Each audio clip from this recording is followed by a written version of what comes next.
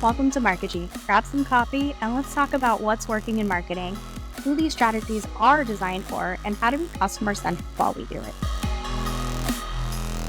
Hi, this is Leanne with Markegy. Today I'm joined by Melissa Moody. She is the general manager at Matcha, which is a company under the umbrella of Comsor. She is also a host of Two Pizza Marketing. She is the founder of Wednesday Women, and I would think most of us just kind of generally agree she's all around awesome. Melissa, thank you for joining me today. Could you just tell us more about what you're working on and your background and kind of how you got to where you are? Yeah, thanks for having me. A big fan of the show, so I'm excited to be sitting in this chair and chatting with you today. You know, I sometimes get called out for being the person who's doing everything. And how the heck do you do everything? There's all these things on my plate, and I have my day job, and I have things that I founded along the way, and I have past startups. And what it all really comes down to is I'm a person who loves building solutions that really help the end human at the end of things. And so this thread that ties all of these potentially disparate projects that I work on together is really choosing to work on projects that I feel are really adding value to the end user, to the person I'm looking to help, and broader to humanity. I know that sounds very dramatic, but I once had someone actually fairly recently just told me I kept saying I was a marketer, and I had someone just mention about a little while ago, Melissa, you're not a marketer, you're an entrepreneur with 20 years of marketing experience. And I said, I think that person just hit the nail right on the head, because that's very much how I now think of myself. Is I am someone who loves to build. I love to build companies. I love to build products, all with this idea of building something great for the human at the end.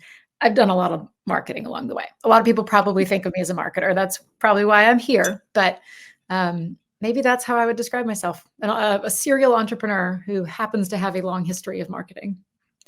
I mean, that's fair. It's pretty hard to create good for the world if no one knows about it. Yeah. So, Yeah. you gotta market it. Well, and sometimes you spot those big wins, those things that if they just got some airtime and just found the right audience to resonate with, they could really, really provide value in the world. And so, yeah, sometimes it's not about building the product; it's about the marketing, which helps the end user. So, yeah.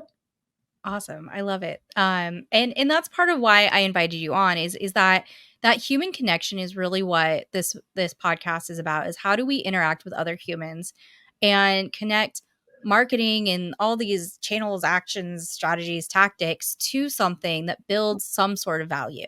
Mm. And how do we do that best? And how do we do that for like humans? Mm. Because people aren't line items. Yep. Which brings me to kind of the topic of today, which is, returning to that foundational importance and building those one-to-one and one-to-many relationships, but doing that, and sometimes you can't do that at scale. Mhm. Sometimes it has to start somewhere in order to start. Yeah. Um, and kind of how does this fall into play with what you do and the companies you're involved with, I guess, is a great place for us to enter the conversation. Sure. Well, any marketer is going to think, when they look at their scope of their work, the things that lay on their plate to be done, the strategies and tactics that they may want to implement in the next 3 months, year, any marketer is going to say, there's too much. There's so much going on. There's always a new tool. There's always a new approach. There's always a new hypothesis to test. The other thing that marketers will often tell you is, how do we cut through that? We cut through that by going back to basics. Like when you get overwhelmed, when we get just stuck in our ways, the best marketers will always say, go back to basics. Now, that may apply to the marketing principles, but I also think it applies to just some general how we approach business as humans principles. And I will say there's no place more true for that than in the rapid growth startup world. And so a lot of what I've done over the last few years has been in the mess of the world. We have a tagline on my podcast. We call it the marvelous mess, because that's what it is. It's absolute chaos. I believe that the only thing that gets you through that is a continually returning to foundational principles. So you could throw all these scale and, AI and all the different things at a problem, but have you actually stepped back and thought, why? Why are we doing the thing? It's a very simple foundational thing to do. But if you do that, it always cuts through the chaos. It always makes you feel a little bit more sane because we marketers are running our tails off. And I think it generally leads to better outcomes. So there are probably, a couple different foundations that we could talk about each one of them, but I think this idea of always coming back to foundational principles is a way to save your own sanity, and it's definitely a way to grow your business smartly as opposed to just trying everything that lies in your path. So, yeah, I talk a lot about foundational principles, one of which I think we're going to get into a lot today, which is, the focus on the user, focus on the human.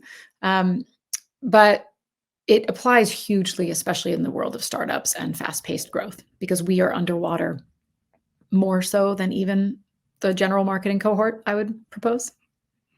Yeah, I mean, having seen both sides of it, the corporate structure version and the mature company that wasn't doing marketing before but now realizes that they have to play catch up, as Mhm. well as the, 3-4 man shops where they're like, "Oh, we want to do something big." Um it all comes back to the customer. It all Yeah. comes back to the why. It's not just the Simon Sinek why, it's the why why are we doing a blog? Why are we doing this and what are we hoping to get out of it?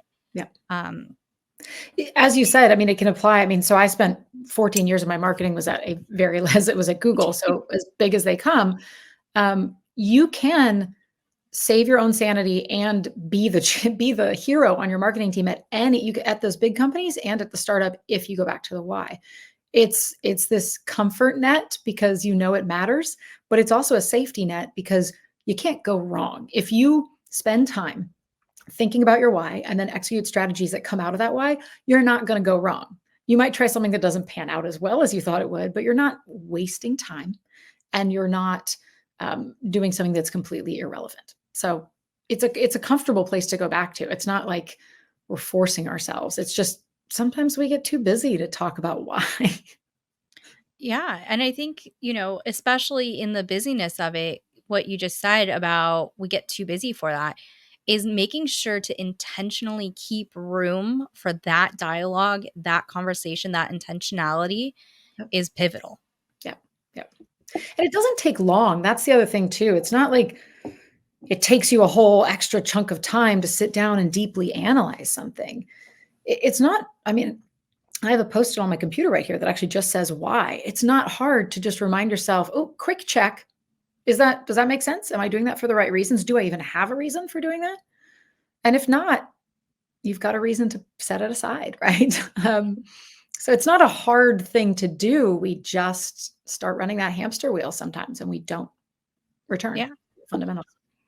Would you say that the biggest risk with returning to the fundamentals is maybe like missing out on something that is just, I don't know, maybe like more nuanced or more like sometimes you do have to keep up with the Joneses? Like where's kind of the potholes we might run into? I don't think the pothole is on missing something like a tool or a forward-thinking edge thing, because if you're thinking why and your reason is to, let's say, let's take one of my current ones. If your reason is to help people connect more effectively, in an authentic way, I may want to be using AI. It just depends how I'm going to use AI to do that. If I'm just spraying out more and more connections that the algorithm tells me, that is an incorrect use of the modern tool, right?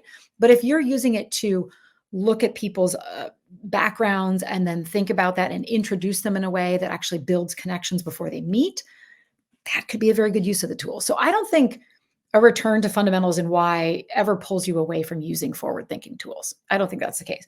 I think there's a little bit of a fear in being the person who's not uh, appearing to spin fast. If that sounds a little philosophical, but if you're doing this and you're doing that, and you're doing this, you appear busy. You appear to be getting a lot done.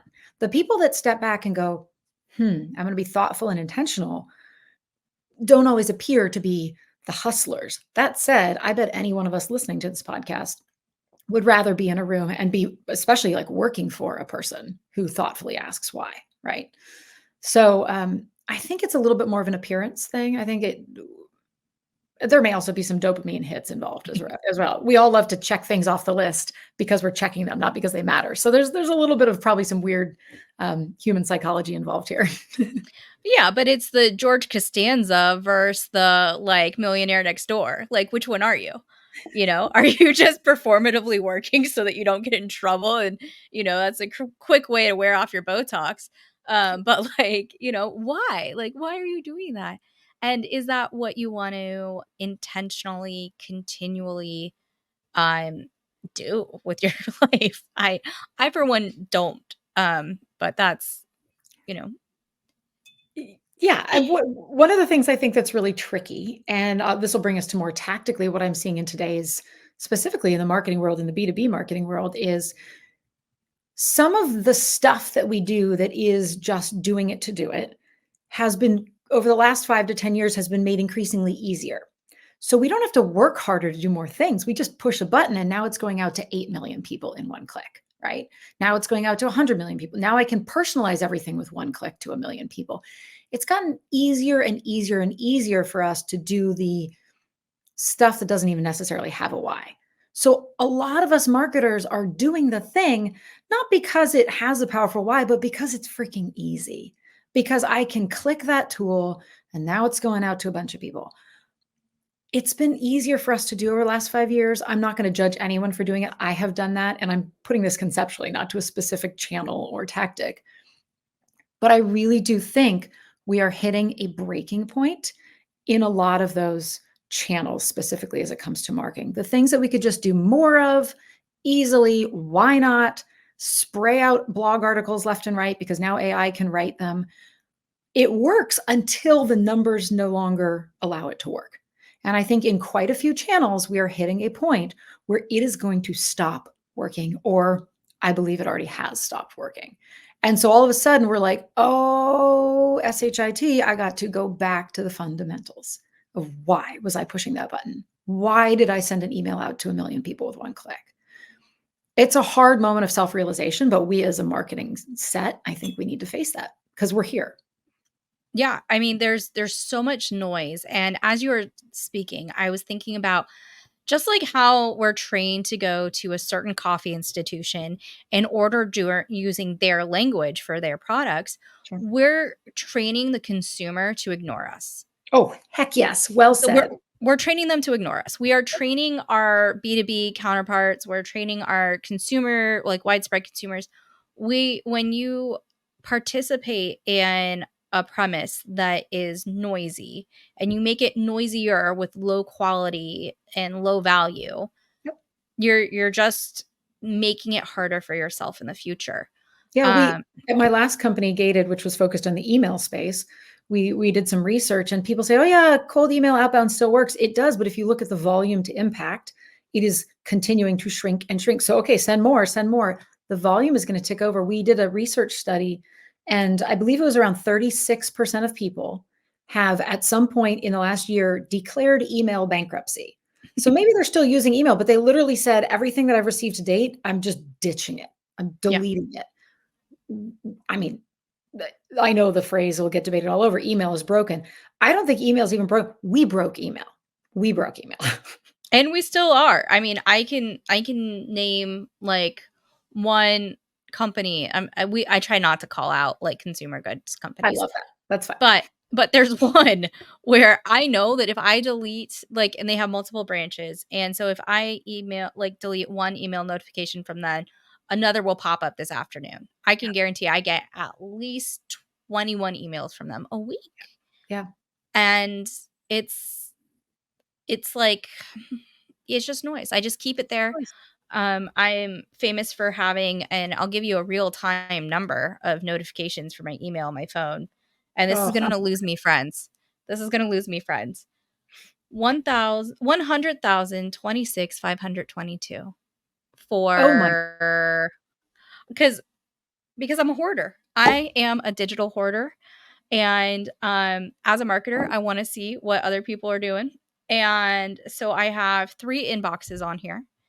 Yep. And some of these emails are, just know that if you're trying to get a hold of me, you should text me. Those are 0. I have 0 notifications for texting. Um, Oh, the companies are coming for that. I mean, I'm actually at the point now where the texting from companies is getting into emails. I have texts for the people that I want to talk to. I could not tell you how many damn promotional emails come in, let alone political email or sorry, oh, texts. I mean, yeah. what a waste. So they're coming after text messages next. I know, I know. I shouldn't have said that. I can edit that out. I might. Um, but the point is that it's just the noise just kind of it's almost like a fog or a blob or one of those like scary movies where it just kind of like shifts from place to place Yeah. and you just have to outrun it. Like, is that really what like we as marketers are supposed to, are we just outrunning the horror film? Um eh, Coming back to the point of our conversation is that's where you have to, instead of getting bigger and bigger and bigger and bigger and snowballing, you want to get smaller. You want to Mhm. get more specific. You want to get Mhm. more, why am I doing Yeah. this? Yeah. Yeah, you want I mean, the marketer profession is trained to think about the customer at the end. So we're well positioned within any org to be the trusted source of this, right? Why are we doing things? Does the customer want it? Why, what did we do? Did it work for the customer? What like all of these things, if we do X, will that resonate with the customer? Will they then take action and buy XYZ product? We are really, really well positioned within business orgs to be the best human asset in a company for where we're heading. Because if we get away from just tools and operations and systems and scale, and we get back to understanding how a product works for a customer, marketers should be the first one to raise their hand and say, "I'm going to know the customer best." So, I mean, that's like my little future proofing tip, I guess, for any up and coming marketers is don't ever second guess that your number one asset is knowing the customer better than anyone else, right? Yeah. Yeah. And this is where a couple of years ago I got really, really deep into product marketing Mhm. concepts because it doesn't matter what area of marketing you're in, traditional, even if you aren't working for a tech company, it doesn't matter. The concepts are so translatable. Mm, Competitive analysis, customer research, mm, customer interviews, mhm. messaging, positioning, GTM strategies. Like all of it is just so like foundational that I almost wish like that is where the, entry level marketing would start. Yeah, I agree. And when you're, in the world that I've been in, especially in like the startup world, um, it's, we always laugh about like the T-shaped marketer, right? Like you want to be the generalist, but you also can't usually get a job as a generalist. You have to get a job in a niche. I mean, one of the best, niches that you could claim because it obviously applies to generalist strategies is being very good at all that customer touching stuff. I'm extremely good at pulling insights from the customer, researching with the customer, digesting those for product marketing purposes, um, all of it. So, yeah. Yeah, Mhm. it's the conversations with the customers. Yeah. Yeah, who would have thought? I guess us. Um, what are some like mistakes that or like myths, like things that people just get wrong about what we're talking about? Like they think they've got it, but like they're just like a little bit off center and miss the plot. I think one thing that people get wrong is, one of the phrases we use at Comsor is go to network. So, go to network as a strategy is sort of a new concept and it feels fuzzy. And people, thing they get wrong is they think it's a strategy and they think it's fuzzy, but it's not. It is tactical. There are tactical things you can do to market more directly to humans. I mean, if you move kind of down the ways that you kind of build like and nurture a network, right? Or let's start with kind of creating your network strategy. It's not fuzzy. It's very tactical. You implement advisor structures. You go out and you build mechanisms to bring your super fans and your customer advocates into touching your product. Like you activate those groups. You kind of build these systems into the product that draw you closer to the customer. And those are very, very tactical, right? Like it's feedback loops, it's customer advisory boards. There are tactical things. And then when it comes to activating a network as part of this kind of, oh, I think it's a fluffy strategy. No, it is not. You put in partnerships, you put in referrals, you put in event strategy. There are very tactical things to a human first strategy. And I think the thing that people get wrong is they think, oh, humans is fuzzy, right? It's so low touch and so doesn't scale.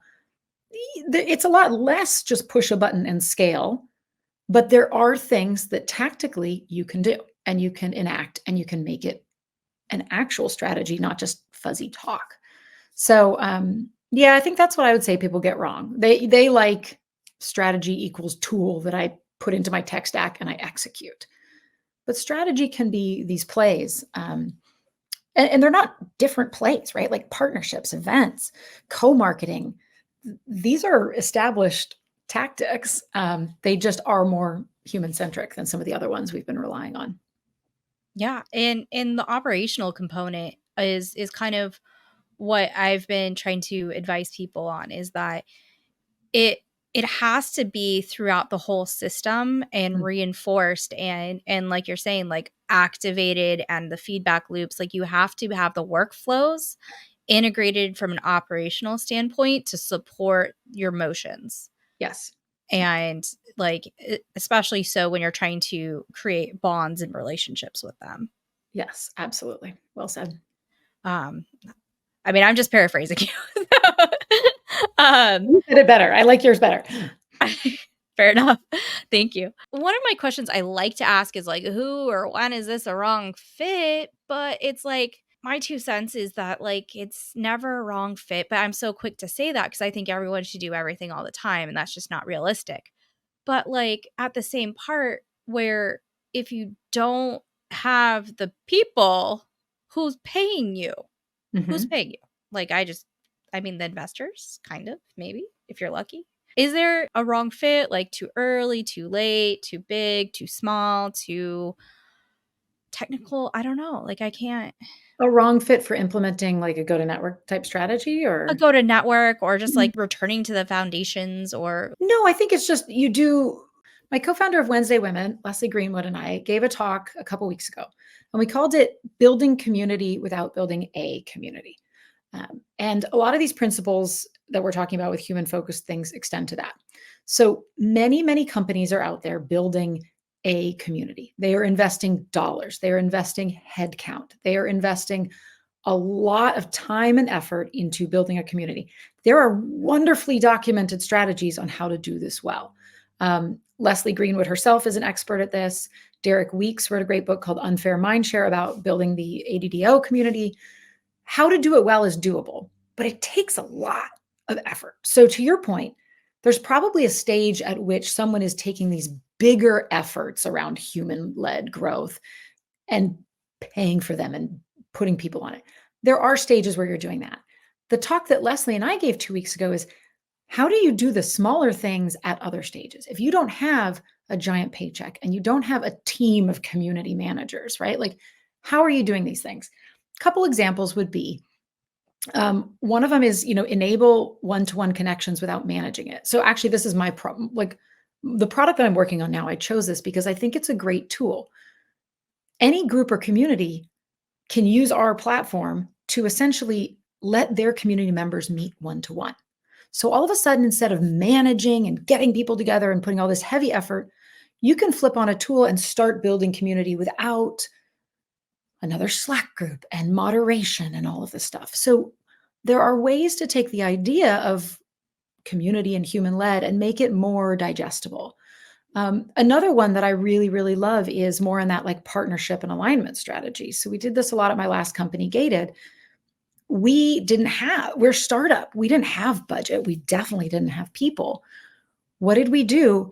We had a very thoughtful kind of partnership advisor and super fan strategy where we actually brought them into helping us. So our lack of resources forced us to get creative. And then we actually were able to use our main resource, which was humans. So, like, there are things you can do at different stages. You don't have to wait till you're big enough and then apply a giant go to network strategy. In fact, I would say the ones that are larger, it's harder because you're going to be pulling apart the existing systems first, right? Somebody's still going to walk in and demand to see XYZ coming into the pipeline, and it's harder to break that down. So I would love to see go to network strategy, start building at the smallest levels, and then it becomes more and more operationalized from the get-go. I think that's the wish list. Most of us are probably working within an existing organization. So my recommendation would be take the tactics that don't require huge investment, that just require additive components as you go along, and do that. One of my other favorites there, and this kind of is more of a fun one to play on, is one of the points we made in that presentation is do things that don't scale, but focusing on delight. So there is a huge amount of value in providing moments of delight to people. It might be in the product. You might have a really cool product team that builds in something memorable. It might be in simply sending a thank you note after a customer call. I mean, hell, anybody can do that stuff. And I think there's a fear that that's not a tactic, but it absolutely is. It absolutely is. Yeah, it 1000% is. And I love that because I think where people hesitate to do something that they feel is right is they feel overwhelmed by Mhm. the idea of tackling it, and not just tackling it from a execution individual contributor point of view, but like, how do I get buy-in from this internally if it's so huge? Mm. And I think your advice about making it smaller, Mhm. make it tidbits at a time. Like, just start down that path, one foot in front of the other, and start to ingrain it into the culture is the first way to get there. And, I think that delight is that part that when we all drank the inbound Kool-Aid that we needed to keep. Yeah. We needed to keep that part above all of the others, is the delight. And um I've seen some of your work, and I think that it can be just as simple as like a pun or like language choices, right? Yeah. That can be delightful in that static noise of business jargon, and I think it's refreshing, and that kind of like little smirk that users get, that moment of delight, like, is a crucial component to building affinity and a network and attracting your tribe type of community people. Yeah. Absolutely. I mean, we're all humans at the end of the day. So if somebody's just a, Instagram perfect presentation, or, on LinkedIn, it's always like, here's another framework. Well, okay, we can do frameworks all day, but I want to see the real behind the curtain. And I would bet that most of us do. And I think maybe we're starting to see us shift there. I mean, that's very much what we do with our brands from a ComSort perspective. We show up as real humans running real teams, building real products. And that's what we do with Wednesday Women as well. Spotlighting women, they're executive leaders. These are amazing kick-ass women who are doing fancy things, but we're not talking about them on pedestals. We're talking about the real them and the challenges and the lessons they've learned. And fundamentally, in principle, I believe the more we do that in general, the healthier business is going to be. So that's more just my own little Right. soapbox. It is, though. I mean, and please, I'm here for soapboxes. Like, that should, that's a component of all of these podcasts, is it's not good unless there's a soapbox. And to your point about all of it, is that it's just that perfectly manicured persona. We all know it's fake. Yeah. And like, we know, like, If it's we not, I don't want to be friends with them. Like if that's I your real persona, like I don't want to be. and you know what? I'm guilty of this too. So I can't like talk too much smack, but like, I know that sometimes I'm like, I'm not going to say X, Y, and Z on this platform because this platform's intended audience is blah blah blah. And so I kind of, I dilute myself even sometimes. Compartmentalizing our professional selves from our personal selves can be appropriate to a certain Mhm. extent, Absolutely. but you still are a living, breathing human. And I think that certain things have evolved past their main point of use, and we need to kind of remember why people use that platform. So like LinkedIn specifically, I'm just, LinkedIn, if you want to grow your company's page on LinkedIn, you know what you should do? Go pay people. Hire people. Yep. Yep. Hire people. Put job postings there. That's why they're there. They're not there to hear about your Gartner report. Yeah, absolutely. I mean, the other thing I will say that drives me nuts about LinkedIn, it's part of the reason why I took the job I'm in right now is, we've all playing this game of connections. Well, when someone reaches out, and says, Melissa, could you connect me to so-and-so? And I look there and I go, I have no idea who that person is. We have lost all value in the platform, all value in it. If the whole purpose of like is being connected and building your network, and you literally are just gamifying the system for people to get more connections, and they're accepting requests with no context and they've never worked with people, we have gone in down the path of email from value to zero value. We have run the numbers up so hard yet again that we have lost the core value.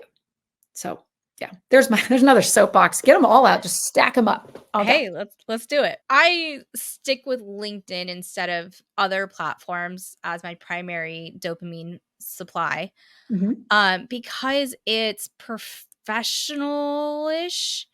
And as a woman operating on the internet, it is a safe space for me. It is a cute little sandbox. It is not Reddit. Yes. And I love Reddit to read, and I think that there is a lot of value from it. It also has some tones that I don't want to be a part of. And you know, there's other platforms that do that too, not to just, bully Reddit, because it's a treasure trove of opinions. Yeah. If you yeah. Yeah, I mean, I am an active user of Reddit. I do like it, but I hear what you're saying. The other thing I will say about LinkedIn is conceptually for social media. So I'm a mother of two. I have a lot of things going on. If I'm going to spend time on social media, again, I'm laughing at myself. I didn't realize I would apply this. It has to have a why. If it is just brainless scrolling, like I know sometimes that feels good, but I have other ways to treat my brain to brainlessness. I go outside, I take a freaking nap, I get in the shower and close the door so no one can come in, like I don't love myself using social media for brainlessness. I don't think that that's what I choose to not use it that way. So the reason that I choose LinkedIn as a platform is not as social media, it's because I believe there is value to me in growing my professional self on it in a multitude of ways. Learning from other people, of course, helping grow my business, of course. But it has value to me versus just the value being in the social media aspect of itself. So, yeah. Yeah. Mhm. Yes, to what you're saying. I feel like maybe I represented myself as more chronically online than I probably should have. No, we But all are. We all are. It's not you. The world is more chronically online. but at the same time, echoing your sentiment, I didn't mean to take this conversation as social media. It's just that when we're talking about connecting with other humans, that is one of our primary avenues to having a conversation these days, whether it's with family across the country or a long lost friend, or and especially in a world where you have to move around for work, or just a certain place isn't vibing with you anymore, or whatever reasons, it is our primary avenue to gaining contact with other humans. That's the part that I would miss the most. If I quit all social medias, it wouldn't be the feed, it would be the DMs that I would be like, oh, I'm 100%. missing out. Mhm, mhm, mhm. Totally agree. I absolutely agree. Yep.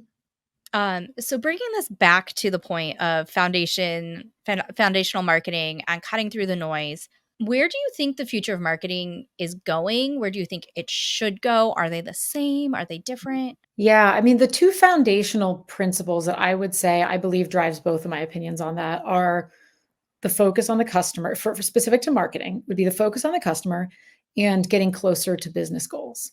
I think our future as marketers depends on those two things. So where we could go wrong is if we already talked about we're just doing tactics and channels and new tools to do them. We're not doing them with a why. I think that could go very, very wrong.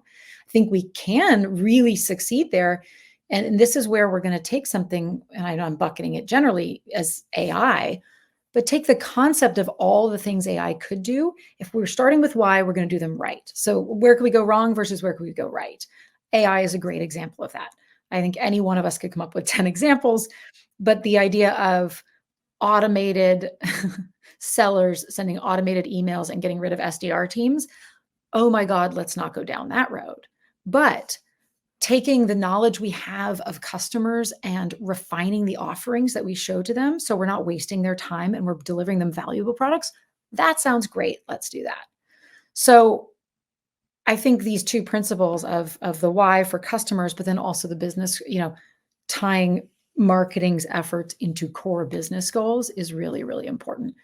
The wrong road there would be doubling down on these metrics that are far from business, like marketing qualified leads. I will get on another soapbox about that.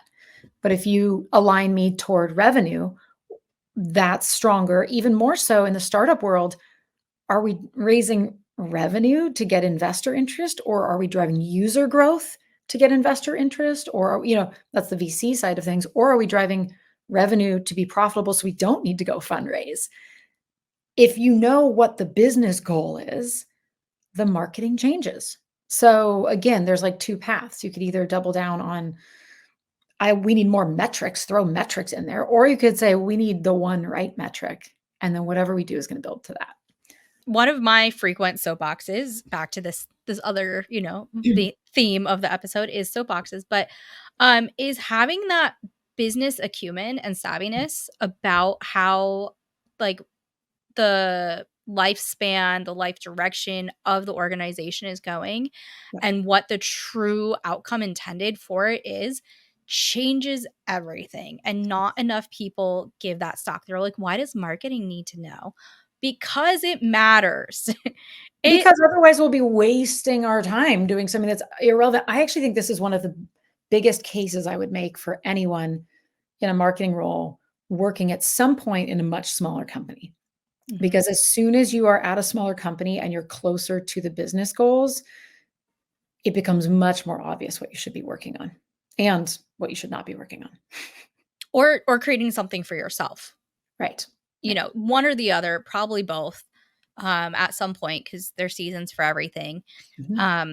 But it changes how you view the dollar spent. It changes how you view your time spent. Mm-hmm. It changes so much. And even changes how you view things like internal communications, mm-hmm. And sales and all these other components. It's go out and chase those experiences is the number one piece of advice I give people. To your other point about AI, absolutely agree. I think I've called out that in the past about different platforms that do it right versus different ones that do it wrong. And on that note, what is a question someone should ask you, but they don't? This could mean anything from a personal thing to a hobby, or, kind of an expertise question where they ask you about XYZ and really they have to be like 10 steps back and finish ABC first. What's something that we would just miss out on all that is Melissa if we didn't ask you? Well, the first thing that came to mind, I won't go down this road, but always my favorite conversations, what they should ask me is, what should they not be doing? So people come to me all the time and say, help me figure out my strategy, help me figure out what I should be doing. And I always want to just be like, no. We're going to spend an hour talking about what you should take off. Like, I love those conversations, especially with like founders who haven't gotten into marketing and they just need a marketer to come in. I don't come in and tell them what to do. My favorite thing in the world is to come in and be like, stop doing that. Don't do that. Do not hire that person. Don't invest in that. I freaking love that conversation. So that's like the first thing that jumped to mind is people should ask me, what should I not be doing? I would love to have that conversation. More like a thing that somebody should know about. I would like people to ask me. So I am a builder and I'm a marketer. And I would love people to ask me, what is something that I have actually built to help my marketing succeed? Because really, actually, there's one thing I want to bring up specifically is we built a tool internally at Gated that helped us show up as a growing software brand in more of the conversations on social media, as we've been talking about, that we wanted to be a part of. We had a tiny team and we needed to be in more places, and it was really hard to do. So we built a tool for that. After we wrapped shop at Gated, I actually have this brilliant CTO at Gated, and he turned that into a product itself. And it's out there. Like, it's a product that anyone can use. And I would always ask any marketer, what have you built for yourself? Maybe it's just a template. Maybe it's a tool. This one's called Nuttree, by the way. Anyone can go look it up. It's, I believe it's getnuttree.com, but the main URL is nuttree.com. So you can go to check it out at Nuttree. But ask a marketer, if you're talking to any marketer, not just me, what is this something that you built for yourself to help you do your job better? I think that's a really good question that people don't ask enough. Not what tool are you using that everybody else is using, but what process or what template or what something have you built that I can steal with pride? Because oh my gosh, marketers are so creative when it comes to building tools. And sometimes it's just a damn good Google spreadsheet. Like, no judgies here. Because that's what came to mind. I was like, man, I'm so proud of that spreadsheet. And like, that's okay. You aren't a grown up until you have a spreadsheet that you're proud of.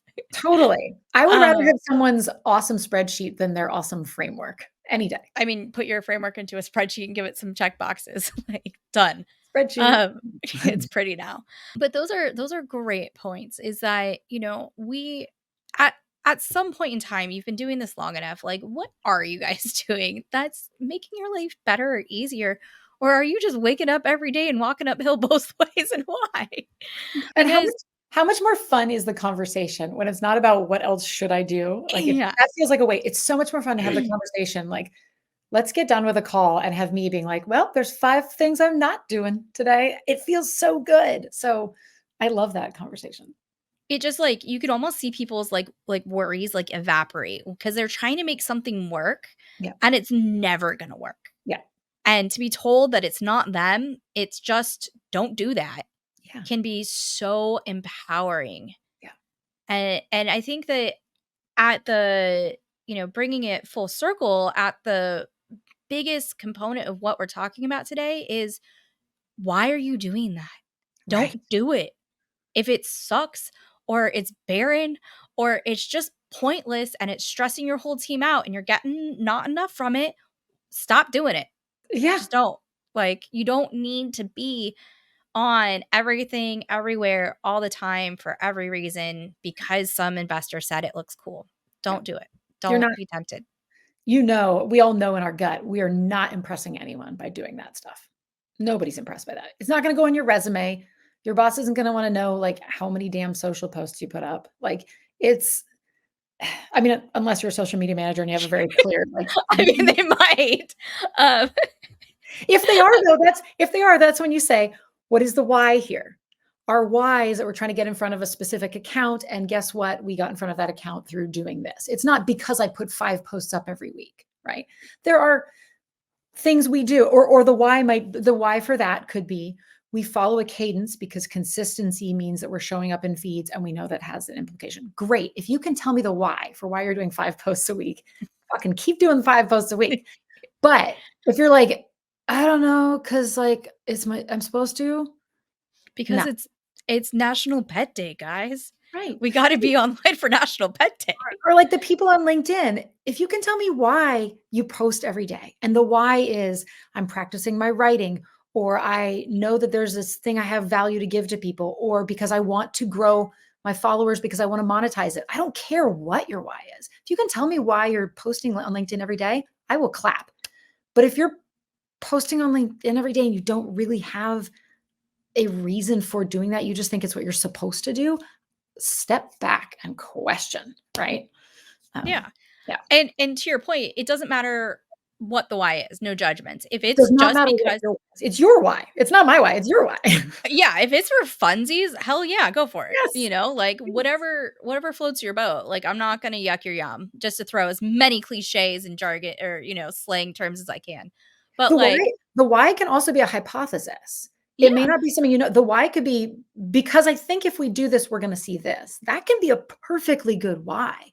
So the why can be personal, it can be a hypothesis, but just like have one, please. yeah, yeah. Don't be a zombie. TLDR, don't be a zombie. Have a good reason. Make sure that it's if you aren't sure that maybe you should like involve some sort of human feeling thought component to your why, because our customers are there, because we want to talk to these people, Yeah. because they we want to give delight this way. Yeah. Whatever it is. Just if you aren't sure what your why is, find a human being, touch some grass, figure it out, and just be better. You can do it. Um, This TED Talk brought to you by puppies and rainbows. It's for the vibes, team. It's for the vibes. All right. Well, that is our episode for today. If someone wants to find you, clearly you are on LinkedIn. Any special way that we should spell out for them, or Nah, you can find me on LinkedIn. Look up my company. It's a little tricky to find because everybody loves green tea, but matcha.so is the company. So matcha.so is where you can find more about what we're building. Yeah. Awesome. And then I'm Leanne. If you have any questions or comments, you can always email me info@markigy, markigy.com. Please like, subscribe, review, all of the stuff I'm supposed to say at the end. It really does help me though, because the why to leaving reviews is it boosts the algorithm and then more people see the podcast. Yes. All right. Thank you. Thank you.